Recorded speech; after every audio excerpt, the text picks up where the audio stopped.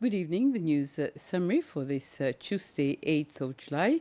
The Minister for Education has admitted that beer was sold while the 45th edition of the inter-school competition was being held at the Stade Linité on Saturday, the 5th of July.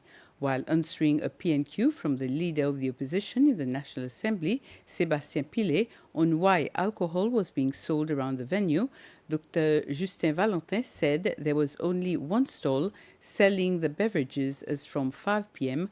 when it was expected that the competition would have ended. He said this was part of a second series of activities organized at the entertainment zone for the family. Minister Valentin said the sale of alcohol took place while the competition was still ongoing and it was being sold strictly to adults.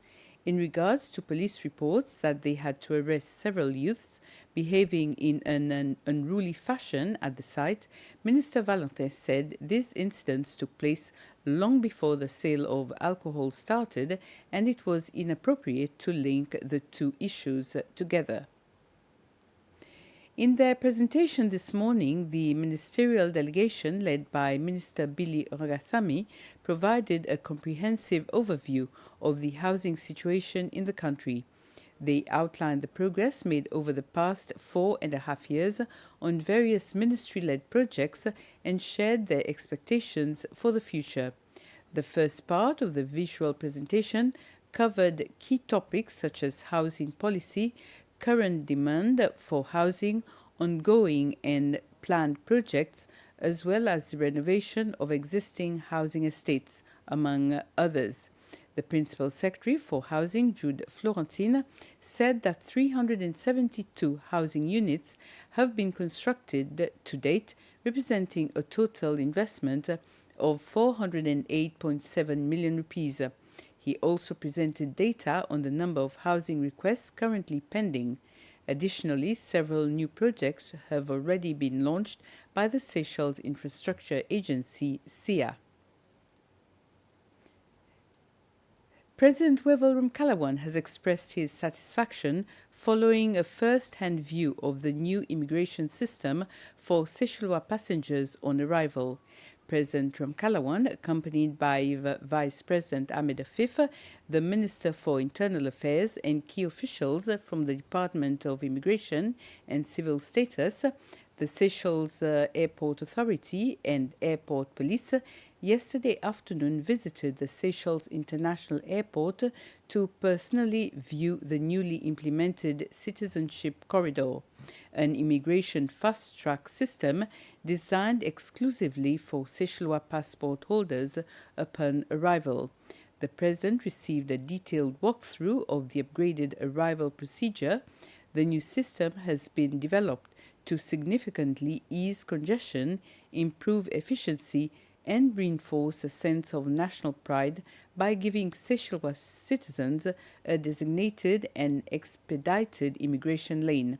Speaking after the visit, President Ramkalawan commended the initiative and expressed his satisfaction at the steps being taken to improve the travel experience for Seychellois returning home. A group of human resources officers, among others from the private sector, followed a workshop that the International Organization for Migration, IOM, organized on how to ensure that norms, laws and ethics are followed when recruiting foreign workers. The IOM head of mission for Mauritius and Seychelles, Alia Hirji, says that it is important that Seychelles follows these ethics so that the country's development goes well and that Seychelles' name is not tarnished. As we see, Seychelles' economy is growing and becoming more and more dependent on migrant labor and foreign labor.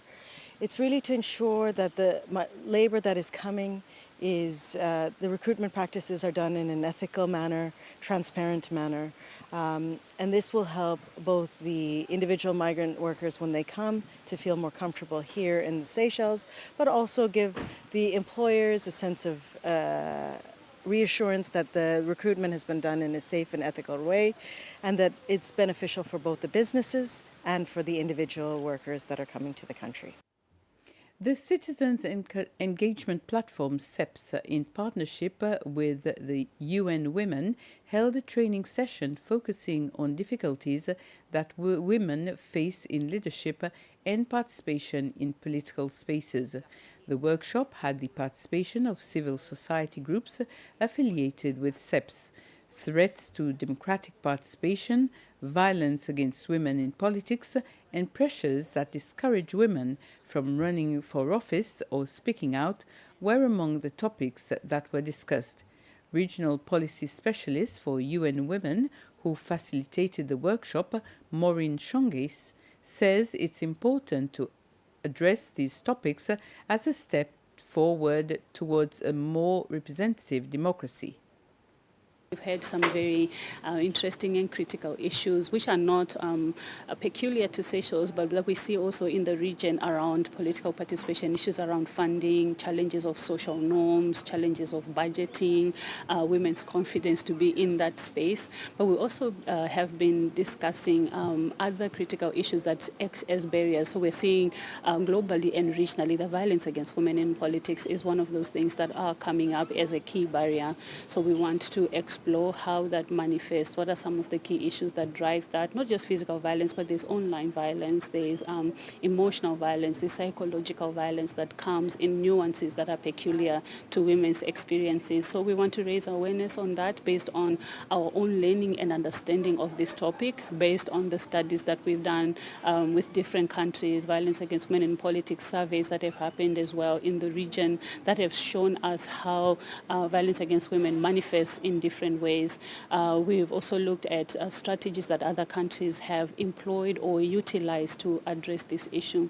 So today is just a platform to discuss some of these issues with civil society, explore what is their role in the prevention, what is their role in coming up with strategies that support women to really address this issue in their community, in their aspirations to be in politics or to be in decision-making spaces.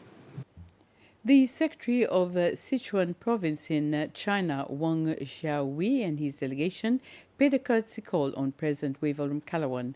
The Chinese delegation is in Seychelles to strengthen cooperation between the two countries. The meeting follows President Kalawan's visit to Sichuan Province last year, where he met the Chinese president during the China-Africa Summit. During their discussions, the Chinese ambassador to Seychelles, Lin Nan, said that this visit is part of preparations for the 50th anniversary of diplomatic relations between Seychelles and China, which will be celebrated next year.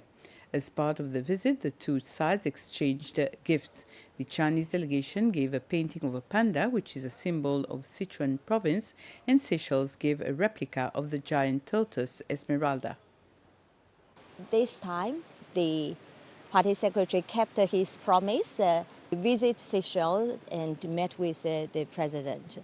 So the aim of the visit is to further promote our very good relationship and also pragmatic cooperations.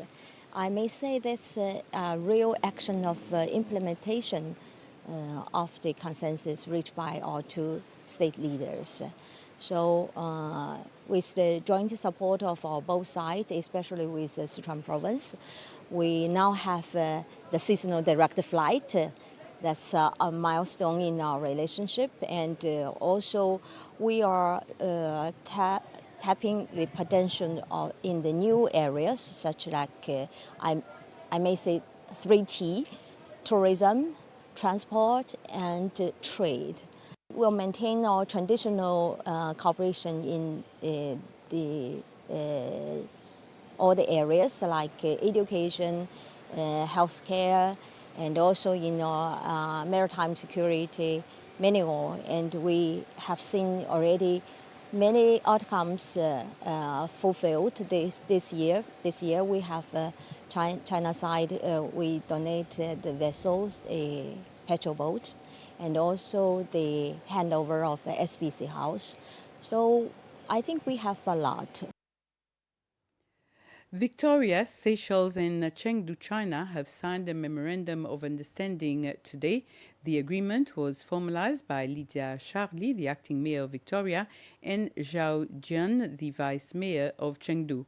The purpose of this MOU is to strengthen cooperation and foster exchanges between the various sectors between the two cities and enhance opportunities in sectors such as tourism, education, agriculture, and trade. The signing took place in the presence of the Chinese ambassador to Seychelles. The MOU is set to remain in effect for 5 years. During the ceremony, Zhao Jian highlighted the opportunities available in Chengdu, while Ms. Charlie emphasized that the agreement represents a chance to foster cultural exchange and build lasting friendship between the two cities. And the Ministry of Education and the Sichuan Provincial Department of Education have signed a memorandum of understanding today. Under the agreement, the ministry will benefit from Sichuan's expertise in technology and other specialized fields. The MOU was officially signed by the Principal Secretary for Education Development, John L'Espérance, and the Director General of Sichuan's Education Department, Zhu Zhaokui. The ceremony took place at the Ministry of Education and was witnessed by senior officials from both the Seychelles Ministry and Sichuan's Education Department. The MOU is set to remain in effect for 5 years. And with this, we end this news summary. Have a very pleasant evening.